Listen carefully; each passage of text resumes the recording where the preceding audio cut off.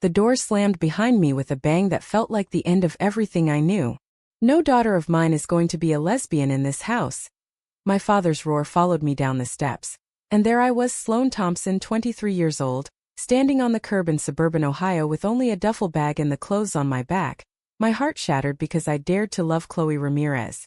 The spring air bit at my cheeks as I walked, phone clutched like a lifeline, trying to reach her while the weight of my parents' disgust pressed down harder with every step. I'd come out to them that morning after they found the texts, the photos, the proof that their perfect daughter wasn't straight anymore. And now I had nothing. No home, no money, just the echo of my mother's sobs and my father's slammed fist. Cars blurred past on the quiet residential street, none stopping until an old blue sedan eased to the curb beside me. The driver's window lowered, revealing an elderly woman with soft silver hair pinned neatly and eyes the color of faded denim. She looked at me the way a grandmother might, no judgment, just quiet concern. "You look like you've had the worst day of your life, honey. I'm Evelyn Harper. My house is only a couple miles from here. If you need a place to catch your breath." No questions asked, "You're welcome." I hesitated, every warning about strangers flashing through my mind, but the alternative was sleeping under a bridge. "Thank you," I managed, voice cracking, and climbed in. The drive was silent at first, just the hum of the engine and the scent of lavender air freshener. Evelyn didn't pry. She simply pointed out a bakery we passed and said, "Best cinnamon rolls in town. We'll grab some tomorrow if you stay." Her house was a modest two-story with white siding and flower boxes bursting with early tulips, the kind of place that screamed stability. Inside, the living room smelled of fresh coffee and old books. She showed me to a guest room with a quilted bed and a window overlooking the backyard. "Stay as long as you need," she said, handing me a towel and a mug of tea. That night I finally got through to Chloe. Her voice on the phone was tight with worry. "Sloane, I'm so sorry. My shift ends at midnight. I can't come tonight, but I'll figure something out. Just stay safe." I hung up feeling a mix of relief and emptiness. Evelyn knocked softly later, offering leftover pasta. We ate at her kitchen table, and for the first time in hours I didn't feel completely alone. She talked about her late husband in gentle tones, how the house felt too big now, and I found myself sharing fragments. How my parents had always pushed church and tradition, how Chloe and I had met at a campus coffee shop 2 years ago, and everything clicked in a way nothing else ever had. Evelyn listened without flinching. "Love is love, dear. The world's still catching up."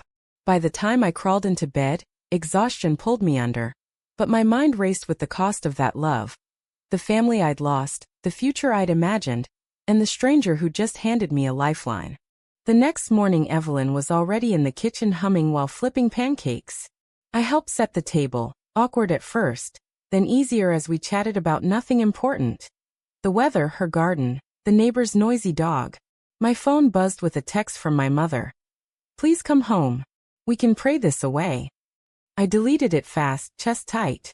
Chloe called during her lunch break, voice hushed. "I miss you already. I'll try to swing by after work tomorrow, okay? Just hold on." Evelyn noticed my red eyes but only squeezed my shoulder and said, "One day at a time." I spent the afternoon helping her weed the flower beds. Dirt under my nails grounding me in a way I hadn't expected. For the first time since the door slammed, I breathed without the panic clawing my throat. But deep down I knew this shelter was temporary, a pause before the real storm hit. Because my parents wouldn't let go easily, and Chloe's own family pressures were already whispering in her ear. I had no idea yet how far those whispers would reach, or how Evelyn's kindness would eventually unravel every truth I thought I understood. The days blurred into a gentle rhythm I hadn't known I needed. Mornings started with Evelyn's coffee and my quiet help in the kitchen. Afternoons in the garden where she taught me the names of perennials and how to stake tomatoes. I texted Chloe constantly, little updates that kept me tethered. "Evelyn made apple pie. Wish you were here." Chloe's replies were warm but clipped. She was pulling double shifts at the hospital cafeteria to save for an apartment we'd once dreamed about together. "Soon," she promised. "I just need to keep my head down with my folks." Her parents were even stricter than mine. Cuban immigrants who still attended Mass every Sunday, and believed any deviation from the script meant shame. I understood the fear, but it stung every time she chose silence over us. On the third evening Chloe finally showed up after dark, slipping through the back gate Evelyn had left unlocked. We met in the guest room, door closed softly, and for a few stolen minutes it was just us, her fingers tracing my cheek, my forehead resting against hers, the kind of quiet closeness that reminded me why I'd risked everything. "I hate this," she whispered. "You shouldn't be here alone." I kissed her softly, no rush, just the comfort of her presence. Evelyn never intruded. She simply left a plate of cookies on the hall table with a note. "For your friend." Chloe left before sunrise, promising to return soon, but the space she left felt heavier than before. My own family didn't stay silent. My mother called twice the next day, voice trembling. "Pastor says this is a test, Sloan. Come home, we'll get counseling." My brother followed up with texts full of Bible verses and guilt trips. I blocked them all, but the words lingered like bruises. Evelyn found me staring at my phone in the living room that afternoon, and sat beside me without asking. "Families can break your heart worse than strangers," she said gently. She shared a piece of her own past then. How she'd lost touch with her only daughter years ago after a painful divorce. How regret still sat heavy some nights. I felt seen in a way my parents never allowed. That evening we watched an old movie together, laughing at the same silly lines, and I realized I was starting to care about this woman who'd pulled over for a stranger. She wasn't replacing my mom. She was showing me what unconditional looked like. Chloe's next visit came with tension. We argued in whispers on the porch after Evelyn had gone to bed. "My parents are asking where I disappeared to," she said, running a hand through her hair. "I can't keep lying forever, but if I tell them about us, they'll cut me off too. We both need jobs, Sloan." I pushed back, hurt rising. "So we hide forever? That's the plan." She pulled me into a hug, but the embrace felt strained, like we were both carrying weights we hadn't named yet. When she left, I sat on the swing until dawn, replaying every choice that led here: the first date, the first "I love you," the decision to come out. The price was mounting. Lost family, borrowed shelter, a relationship stretched thin. Evelyn found me at breakfast the next morning and simply poured extra coffee. "Whatever you're carrying, you don't have to carry it alone today." Her words settled something inside me, but they also planted the first quiet question. How much of my life was I willing to trade for the love I refused to let go? The gossip started small. The neighbor across the street, Mrs. Landry, waved a little too politely one morning when I was watering Evelyn's roses. By afternoon she'd mentioned to Evelyn at the mailbox that "the young lady staying with you seems nice," but her tone carried the undercurrent I'd grown up hearing, curiosity laced with judgment. Evelyn brushed it off with a laugh, but I felt the eyes. Small-town America didn't miss much, and word traveled that the Thompson girl had been kicked out for that lifestyle. My phone lit up with a blocked call from my father. "People are talking, Sloan. Fix this before it ruins us all." I hung up shaking. Chloe arrived that weekend looking exhausted, dark circles under her eyes. We walked the backyard path together, hands brushing but never fully linking in case anyone glanced over fences. "My cousin saw us at the coffee shop last month," she confessed. "He told my mom. She's giving me the silent treatment now, asking if I'm confused." The conversation turned sharp fast. "Maybe you should go home," Chloe said quietly. "Apologize, say it was a phase. They'd take you back, and we could still see each other on the side until we're stable." I stopped walking, stunned. "You want me to lie to everyone? Pretend I don't love you?" Her eyes filled. "I'm trying to protect us. Both our families are bleeding us dry with expectations." We argued until the sun dipped low, voices low but emotions raw. Me accusing her of choosing safety over us, her accusing me of being naive about the real world. She left promising to call, but the kiss goodbye felt like a question mark. Evelyn waited on the porch with iced tea, no judgment in her posture. "Heard raised voices," she said mildly. "Want to talk?" I spilled everything: the argument, the suggestion to go back, the fear that Chloe and I were fracturing under the same pressures that had already broken my family ties. Evelyn listened, then shared more of her story. How she'd once loved a woman in secret back in the 70s, how society and her own mother had forced her into a marriage that never fit. "I lost years pretending," she said. "Don't let fear steal yours." Her words lit a fire, but they also highlighted the gap. Chloe was pulling away while Evelyn stood steady. That night I lay awake weighing the trade-offs.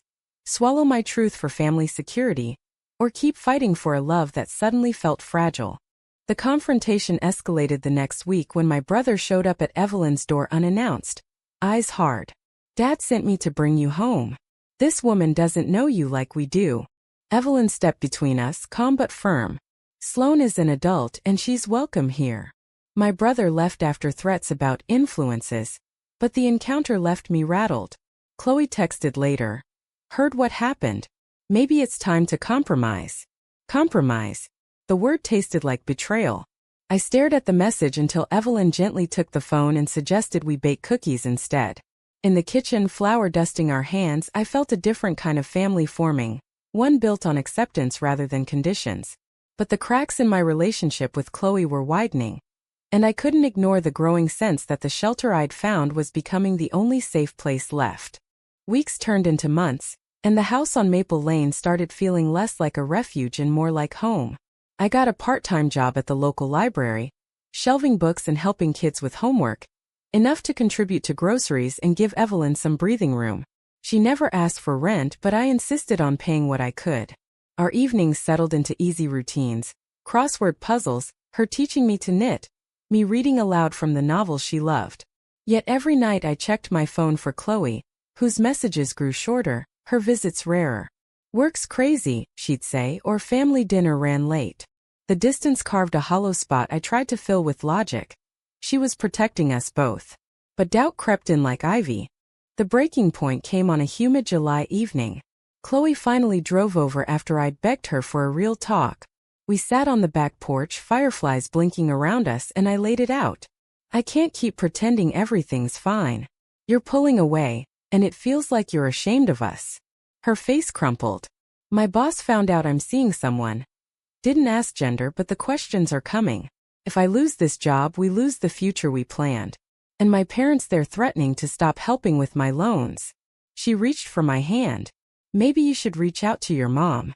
Tell her you're confused by us time. The suggestion landed like a slap. I pulled back. You're asking me to betray myself so you don't have to risk anything? The argument escalated, voices rising, tears falling until Chloe stood. I love you, Sloane, but I'm terrified of losing everything. She left without the usual kiss, and I sat there until Evelyn came out with a blanket.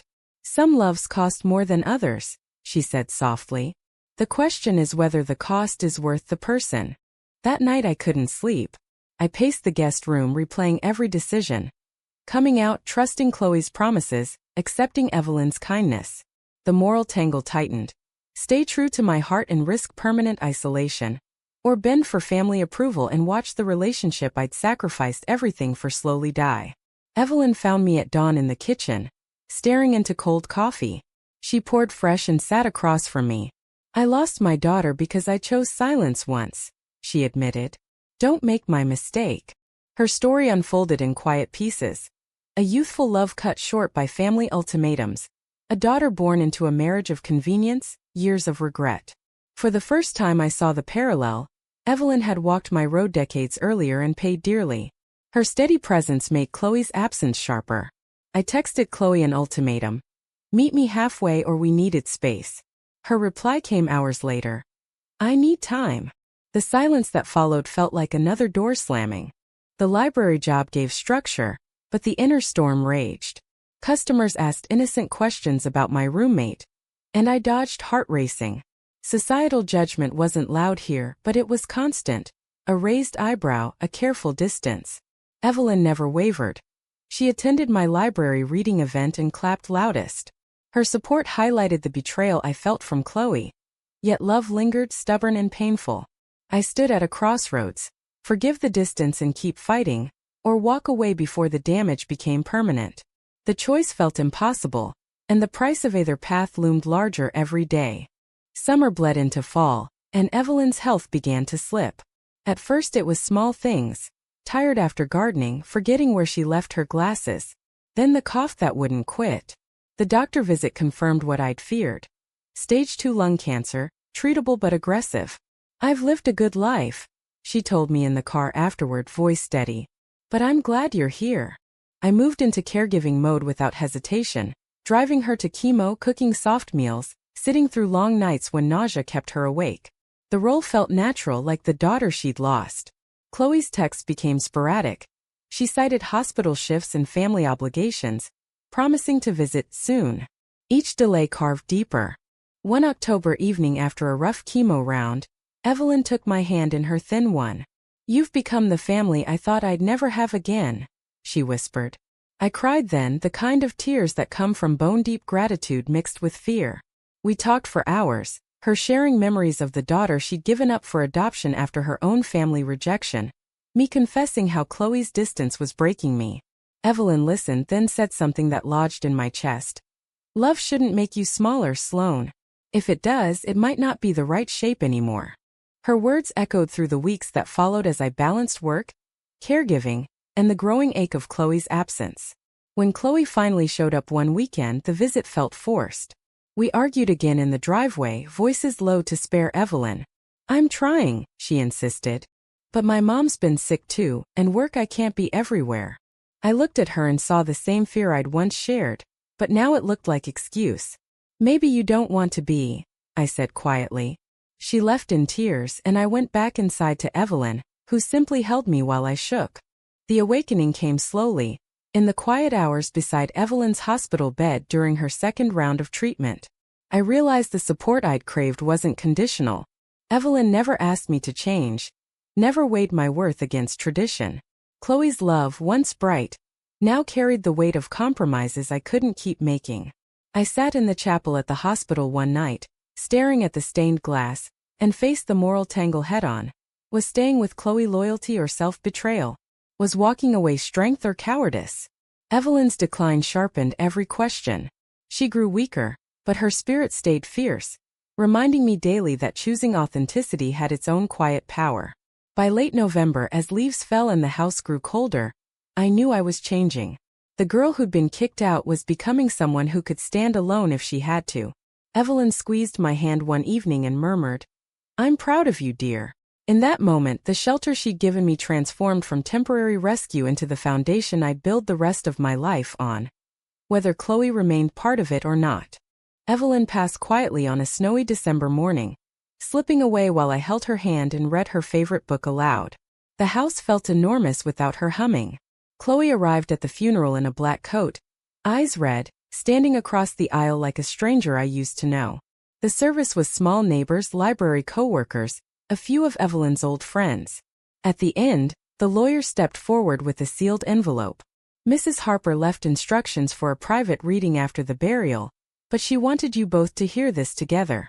He pressed play on a small recorder, and Evelyn's voice filled the quiet room, steady despite the frailty I remembered from her last weeks.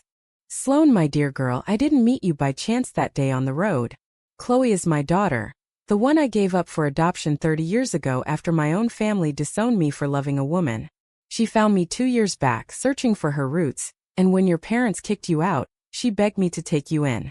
She wanted to protect you without exposing herself to her adoptive family. I agreed because I saw my own past in your eyes. But I must tell you the truth now. Chloe never told you the connection. She arranged the shelter to keep her secret safe while she figured out how to love you openly. The lies started as protection for both of you, but they grew. She truly fell for you. Yet the deception became its own cage. I watched it strain you both. The choice is yours, Sloane. Forgive the web that brought us together, or walk away knowing every kindness had a hidden thread. Either way, you are my granddaughter in every way that matters. Live free." The recording ended. Silence crashed over the room. Chloe's face went white. She looked at me, lips trembling. "It started that way, but I swear the love became real. I was scared, my family, my job, everything. I never meant to hurt you." I stared at the woman I'd risked everything for, the one whose distance had nearly broken me, and felt the final flip of every truth I'd built. The shelter wasn't random kindness. The bond with Evelyn wasn't coincidence. Even my heartbreak carried layers I hadn't seen. Neighbors filed out, leaving us alone in the chilly hall. Chloe reached for me, but I stepped back. "You let me believe it was fate," I said, voice raw. "You let me fall while you pulled strings." She cried then, admitting the fear that had driven every careful distance, every suggestion I compromise. The confrontation stretched long, tears, accusations, The raw cost of secrets born from love and terror. In the end, I walked out into the snow, heart aching with the weight of choices. Forgive the manipulation that had given me Evelyn and a love worth fighting for, or let the betrayal define everything. Was Chloe's secret arrangement a necessary protection born from love, or an unforgivable manipulation that tainted their entire relationship?